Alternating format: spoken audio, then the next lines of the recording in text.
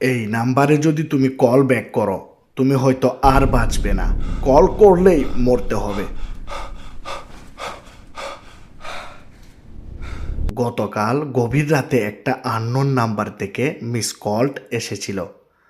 ফোনটা হাতে নিলাম, দেখলাম আননোন নাম্বার থেকে মিস কল। ভাবলাম ফোন দিব নাকি? না দিয়েই ঘুমিয়ে পড়লাম। কিন্তু পরের দিন সকালে মোবাইলে একটা মেসেজ আসে, লেখা ছিল, ধন্যবাদ। ও, তুমি কল ব্যাক করনি? আমি অবাক হলাম, কে এটা? কিছুক্ষণ পর আবার মেসেজ আসে, যদি তুমি কলটা ব্যাক করতে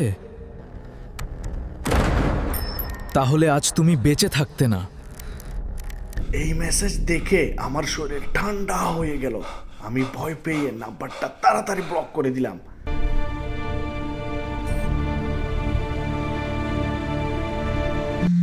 কিন্তু এখানেই শেষ না, রাতে আবার অন্য নাম্বার থেকে কল আসে।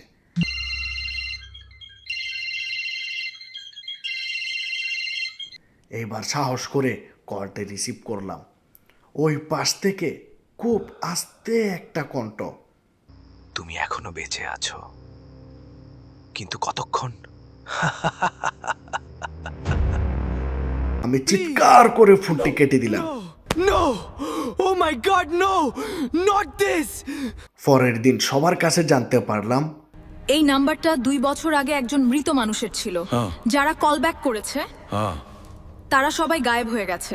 এখন প্রশ্ন হচ্ছে, যদি আজ তোমার ফোনে এমন একটা মিস কল আসে, কমেন্ট করে বলো তুমি কি করতে। আর এমন গল্প পেতে সাবস্ক্রাইব করো।